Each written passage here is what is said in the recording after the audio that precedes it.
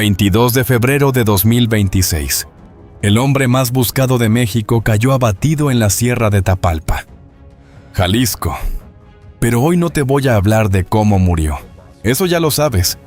Hoy te voy a hablar de algo que los medios no están contando, de la historia más oscura y más devastadora que existe dentro del mundo de El Mencho. La historia de su hijo, Rubén Oseguera González, El Menchito. Un niño que nació en San Francisco, California, el 14 de febrero de 1990, día de San Valentín, el día del amor.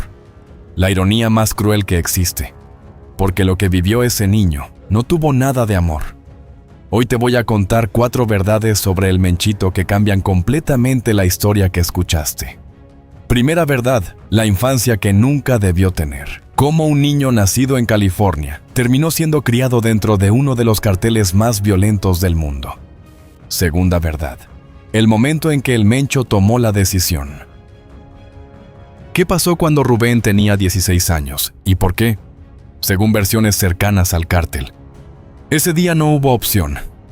Tercera verdad, lo que hizo el Menchito dentro del CJNG. Las operaciones que manejó, el nivel de violencia que supervisó y cómo un joven terminó convertido en uno de los hombres más peligrosos de México antes de cumplir 25 años. Cuarta verdad, el final, cadena perpetua en una prisión federal de Estados Unidos, más 30 años adicionales, una multa de más de $6,000 millones. Y la pregunta que nadie responde, ¿tuvo alguna vez la oportunidad de elegir? Te voy a avisar cuando llegue cada revelación. La segunda es la más oscura. La cuarta te va a dejar sin palabras. Vamos con la historia del hijo del hombre más temido de México y con la pregunta que ningún medio se atreve a hacer en serio. Primera verdad, la infancia que nunca debió tener. Para entender lo que le pasó a Rubén González, primero tienes que entender algo fundamental. Él no nació en México, nació en San Francisco, California. Era ciudadano americano. Tenía todos los papeles, todas las posibilidades, todas las opciones que su padre nunca tuvo cuando cruzó la frontera sin documentos en los años 80. Y aún así, terminó condenado a cadena perpetua en una prisión federal de Estados Unidos. Para entender cómo pasó eso, necesitas entender primero quién era su padre. Nemesio Oseguera Cervantes nació el 17 de julio de 1966 en Aguililla, Michoacán. Años después migró a Estados Unidos. California, el sueño americano convertido en tráfico de heroína. En 1986 arrestado en San Francisco por portación de arma y posesión de artículos robados. Tenía 19 años. Antes de entrar a la parte más oscura de esta estructura y a las decisiones que sellaron el destino del cártel, necesito que hagas algo. Suscríbete a este canal y activa las notificaciones. Aquí no repetimos la versión oficial de los noticieros. Aquí analizamos la anatomía del caos. Hazlo ahora, porque lo que viene a continuación cambiará tu perspectiva sobre esta guerra. Continuamos. Y 2 meses después de ese arresto, 2 meses, nació su primer hijo. No fue un nombre cualquiera. Le pusieron Rubén, su propio nombre. Nemesio Rubén Oseguera Cervantes. Rubén Oseguera González. El padre y el hijo, con el mismo nombre, como si desde el inicio hubiera una intención, una continuación. En 1992, el Mencho fue arrestado junto a su hermano Abraham en Sacramento. Tráfico de heroína. Se declaró culpable. 5 años de prisión. Cuando salió fue deportado a México. Y aquí empieza el verdadero problema. Porque cuando el Mencho regresó a México, su hijo Rubén tenía 6 años. Un niño de 6 años. Sin padre presente en los primeros años de su vida. Y cuando ese padre apareció, no llegó con un trabajo honesto. Llegó con la única habilidad que había desarrollado en toda su vida: el crimen. De regreso en México, el Mencho entró a las fuerzas policiales locales en Jalisco. Sí, Fue policía por un tiempo corto, pero no tardó en unirse de tiempo completo al Cártel del Milenio, para fortalecer sus conexiones. Se casó con Rosalinda González Valencia, hermana del líder de los Queenies, una alianza estratégica envuelta en matrimonio. Y de ese matrimonio nació la madre del Menchito. Y también nació el entorno en el que Rubén González iba a crecer.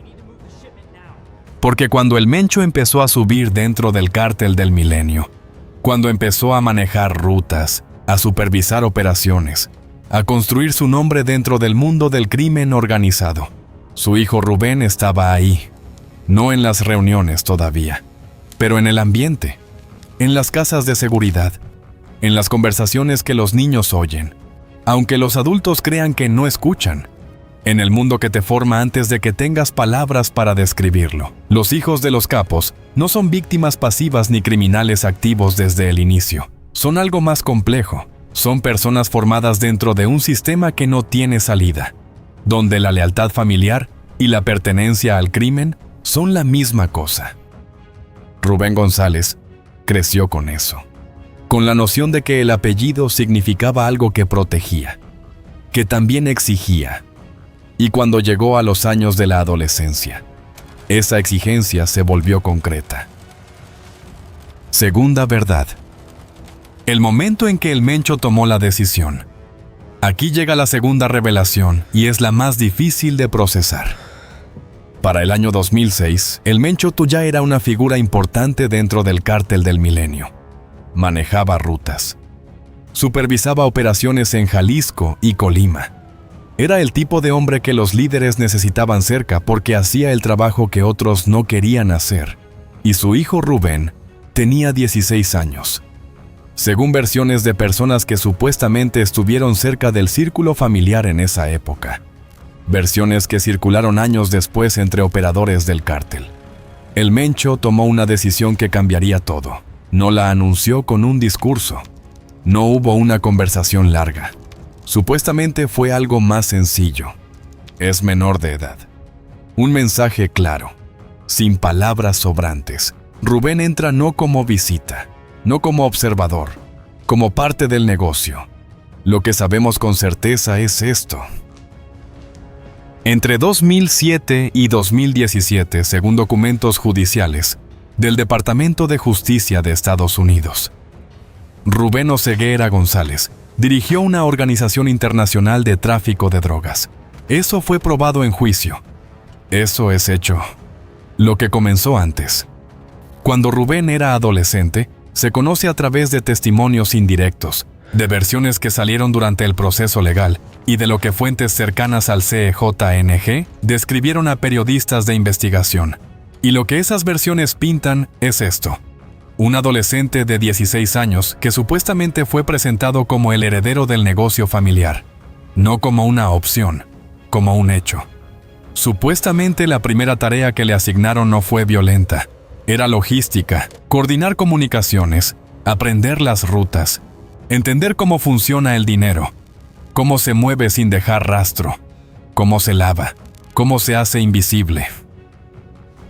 El Mencho supuestamente creía en algo que se repite en muchas estructuras de crimen organizado, que el hijo que no aprende el negocio desde adentro no tiene herramientas para sobrevivir en él, que la única forma de proteger a tu familia en ese mundo es hacerla parte del mundo, que la sangre que no entiende el negocio es sangre que el negocio se puede llevar, una lógica retorcida, pero que dentro de ese universo supuestamente tenía una coherencia brutal.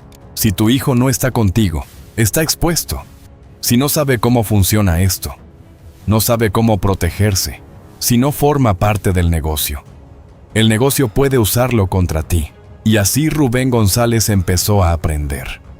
Pero hay algo más en esta historia que las versiones que circularon años después agregan. Algo que complica todo. Supuestamente Rubén no resistió, no porque no pudiera, sino porque supuestamente en algún nivel no quiso. Cuando tu padre es el hombre más respetado y más temido de la región. Cuando creciste viendo poder. Cuando el apellido que llevas abre puertas y paraliza personas. cuando desde niño ese poder fue tu única referencia de lo que significa ser alguien. La línea entre obligación y deseo se borra, y es imposible saber desde afuera dónde está esa línea. Lo que sí sabemos es lo que pasó después, y eso no tiene ninguna ambigüedad. Tercera verdad, lo que hizo el Menchito dentro del CJNG. En 2010, tras la muerte de Ignacio Nacho Coronel y la captura del líder del Cártel del Milenio, el Mencho fundó el Cártel Jalisco Nueva Generación, el CJNG, la organización que en menos de una década se convirtió en el cártel más poderoso y violento de México. Más que el de Sinaloa, más que cualquier otro. Y desde el primer momento el Menchito estuvo adentro, no como figura decorativa, no como el hijo mípado que aparece en las fotos pero no trabaja, como operador real, como ejecutor de decisiones, como el segundo al mando. Eso no es especulación. Eso lo probó el Departamento de Justicia de Estados Unidos en un juicio federal con pruebas documentales y testimonios. Entre 2007 y 2017, Rubén Oseguera González dirigió las operaciones internacionales de tráfico de drogas del CJNG.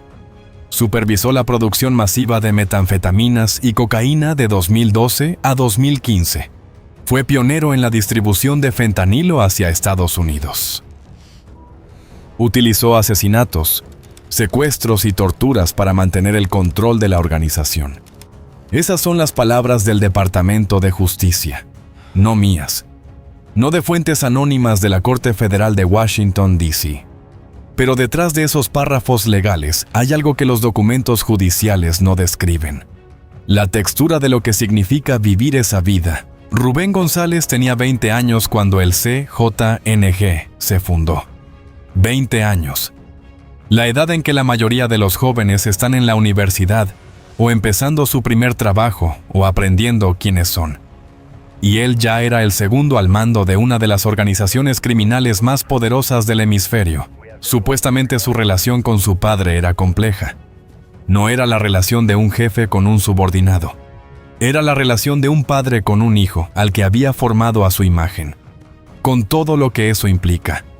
El orgullo, la exigencia, la presión de no fallar. La presión de demostrar que el apellido valía algo. Un ex operador del CJNG, que salió vivo y habló con periodistas de investigación, describiría algo que supuestamente observó durante años. El Menchito no era cruel por naturaleza. Era meticuloso, calculador. Hacía lo que tenía que hacerse porque entendía que en ese mundo la duda mata más rápido que el enemigo. Pero había algo en sus ojos que a veces parecía otra cosa. Como si estuviera buscando una salida que sabía que no existía. Eso es especulación. Eso es lo que supuestamente alguien observó. Lo que sí sabemos con certeza es lo que hizo. Enero de 2014, el ejército mexicano allanó una residencia en Zapopan, Jalisco, a las 3:30 de la mañana. Encontraron a Rubén Oseguera González durmiendo. Se despertó con el ruido. Saltó de la cama. Corrió al patio trasero. Intentó trepar el muro. No pudo. Lo rodearon. Se rindió. Cuando lo revisaron, encontraron 2 rifles AR-15 personalizados grabados con las iniciales CJNG y el número 02, el alias del Menchito dentro del cártel. El número 2, segundo al mando. Literal. Grabado en el arma. También encontraron entre 10 y 16 millones y medio de dólares en efectivo en esa sola casa. En efectivo. Y supuestamente el Menchito intentó ofrecer 17 millones a los oficiales que lo detuvieron para que lo dejaran ir. No aceptaron. Pero entonces pasó algo que define completamente el poder que tenía el apellido en México en ese momento. Lo soltaron. En octubre de 2014 fue liberado por falta de pruebas. Un juez determinó que las evidencias eran insuficientes. Lo dejaron salir y cuando salió fue detenido de nuevo inmediatamente afuera del penal. Literalmente en la puerta por agentes federales y luego lo volvieron a soltar en diciembre. Otro juez. Evidencias insuficientes otra vez. Hay algo en eso que habla de un sistema corrompido hasta los huesos, que habla del alcance real del CJNG dentro de las instituciones mexicanas, que habla de cuánto poder tenía el apellido en ese momento para mover piezas que nadie más podía mover. Pero la historia no terminó ahí. Mayo de 2015. El CJNG derriba un helicóptero artillado de la Fuerza Aérea Mexicana en Villa Purificación, Jalisco. Con un lanzacohetes, un helicóptero militar derribado con un RPG y en el juicio federal en Estados Unidos. Años después, Rubén Oseguera González fue señalado como el responsable de haber ordenado ese ataque. 9 muertos. Junio de 2015 lo detuvieron de nuevo, esta vez con su cuñado, esta vez con más evidencia, esta vez en el penal del Altiplano. Máxima seguridad. A pesar de estar encarcelado, supuestamente siguió operando. El Departamento de Justicia lo señalaría años después como alguien que continuó manejando operaciones del cártel desde prisión. Porque en ese mundo los muros no siempre detienen las órdenes. 23 de febrero de 2020. El gobierno de México aprobó su extradición a Estados Unidos. La misma fecha en que 5 años después, exactamente casi a la misma hora, su padre estaba siendo abatido en Tapalpa, Jalisco. Ayer. 22 de febrero de 2026. La historia de los Oseguera cierra en fechas que parecen diseñadas por alguien que no cree en las coincidencias. En Estados Unidos las cosas fueron diferentes. Aquí no hubo jueces comprados. No hubo evidencias que desaparecieran. No hubo puertas de penal que se abrieran por arte de magia. El juicio fue en el Tribunal de Distrito de Columbia, Washington, D.C. 2 semanas. Un jurado federal. Testimonios. Pruebas documentales. Interceptaciones. Y el 20 de septiembre de 2024, el veredicto culpable de conspiración para importar y distribuir cocaína y metanfetaminas hacia Estados Unidos. De uso de armas de fuego, incluyendo artefactos destructivos en apoyo a la conspiración de tráfico. El fiscal general Merrick Garland dijo algo que resumió todo. El Menchito dirigió los esfuerzos del cártel de Jalisco por utilizar el asesinato, el secuestro y la tortura para construir el cártel en un autodenominado imperio. Un imperio. La palabra que usó el cártel para describirse a sí mismo y que el fiscal repitió como si fuera una condena en sí misma. 7 de marzo de 2025. La jueza Beryl Howell dictó la sentencia cadena perpetua, más 30 años adicionales, más una multa de $6.026 millones, más de 121 billones de pesos mexicanos. 34 años. Rubén González tenía 34 años cuando escuchó esa sentencia. 34 años y una vida entera en una prisión federal americana por delante. Pero hay algo más en esta historia que nadie está contando hoy. Algo que va más allá del crimen. Algo que te obliga a preguntarte cosas incómodas.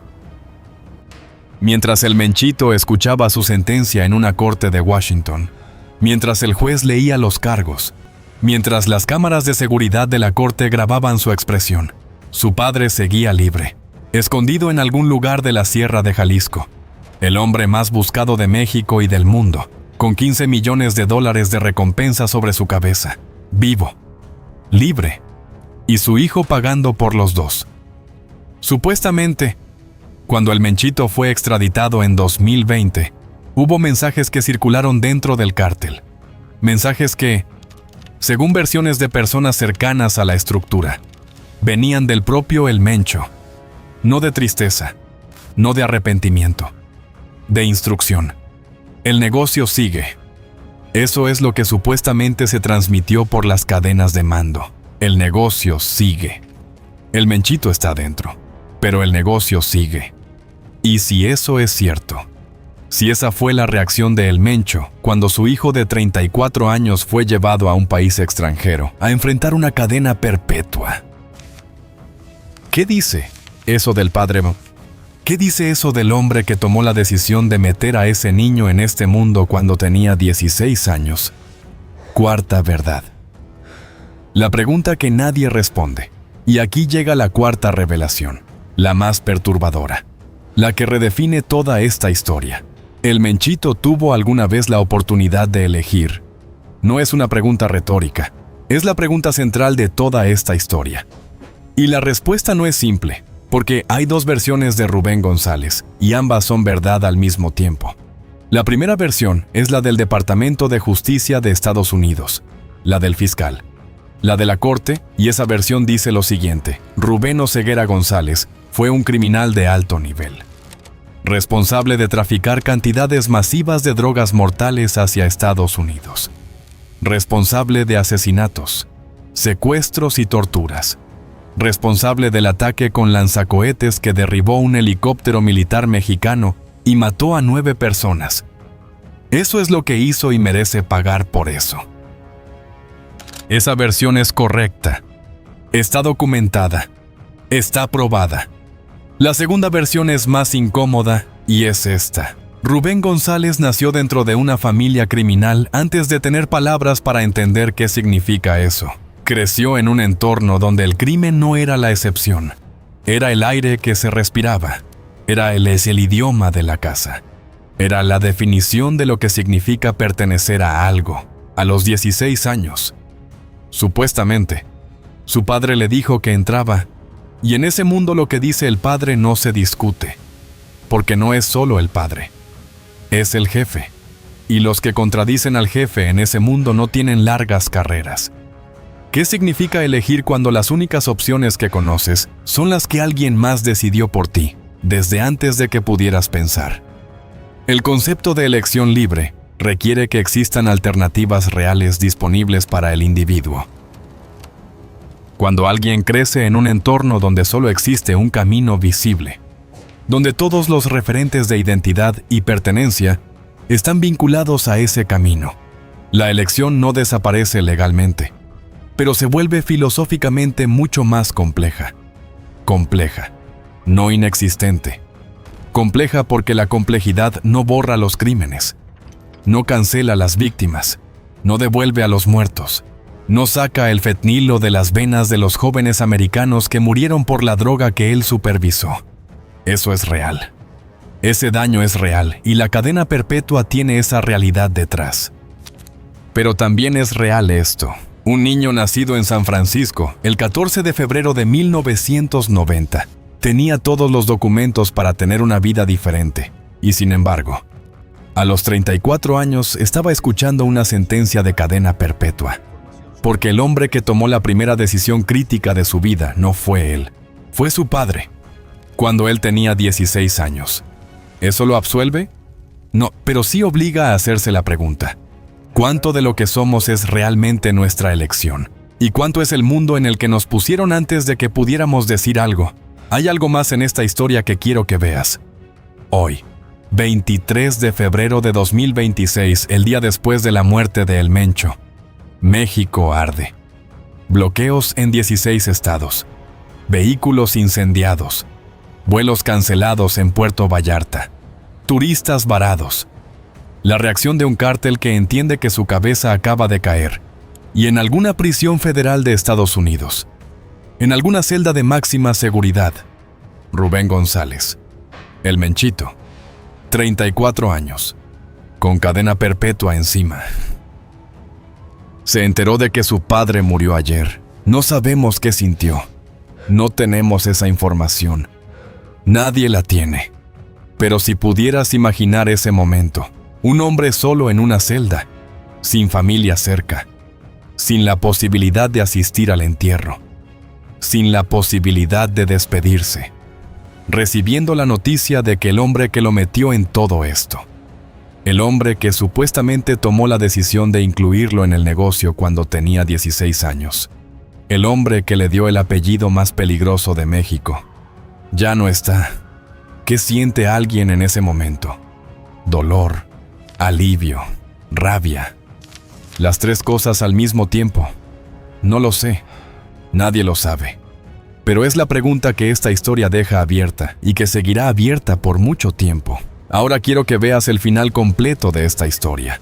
Porque no termina con el Menchito en la cárcel, ni con el Mencho abatido ayer en Tapalpa. El CJNG sigue. Tiene presencia en al menos 21 de los 32 estados de México. Opera en casi toda la geografía de Estados Unidos. Tiene redes en África, Europa y Asia. Es una organización global y ahora sin líder, sin el segundo al mando. ¿Qué pasa cuando un cártel de ese tamaño pierde la cabeza? Los expertos en seguridad lo están diciendo hoy mismo. El vacío de poder es el momento más peligroso. No cuando hay un líder fuerte, sino cuando ya no hay uno, porque entonces todos quieren serlo. Y la guerra que se genera para decidir quién lo es, a veces mata más personas que el cártel en años de operación normal. Lo vimos con el cártel de Sinaloa cuando cayó el Chapo. Lo vimos con otras organizaciones. Lo estamos viendo ahora. Los bloqueos de hoy, los vehículos incendiados, las carreteras cortadas no son solo reacción al duelo. Son también un mensaje de poder. Alguien está enviando ese mensaje diciéndole al mundo y diciéndole a los que están adentro: yo todavía controlo esto. Yo soy el siguiente. Y esa es la herencia real de los Oseguera. No el dinero, no el poder que alguna vez tuvieron, sino el caos que dejan cuando se van. Esta es la historia que los medios no están contando hoy.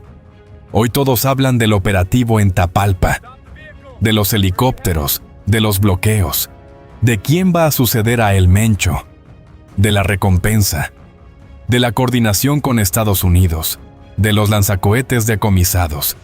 Nadie está hablando de un hombre de 34 años en una celda federal americana sin posibilidad de salida, con cadena perpetua, que acaba de perder a su padre y que lleva el mismo nombre que él, Rubén, como si desde el principio hubiera sido diseñado para hacer una extensión, una continuación, un apellido que se repite. Hoy la historia de los Oseguera no terminó. Terminó un capítulo, pero la historia sigue en las calles de México que arden, en los estados que bloquearon sus carreteras, en el vacío de poder que ahora mismo se está disputando en algún lugar que nadie conoce todavía, y en una celda de máxima seguridad en algún estado de Estados Unidos, donde Rubén Oseguera González, el Menchito, hijo del Mencho, ciudadano americano nacido el 14 de febrero de 1990, lleva el peso de un apellido que su padre construyó y que él nunca pidió llevar, o quizás sí lo pidió. Esa es la pregunta que nadie puede responder desde afuera y que quizás él mismo no podría responder desde adentro.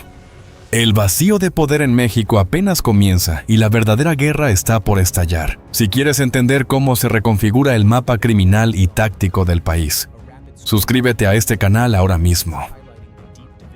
Y baja a la sección de comentarios para debatir esto, desde un punto de vista estratégico y humano. El Menchito fue un arquitecto del terror por decisión propia, o un prisionero de guerra dentro de su propia sangre. Te leo allá abajo.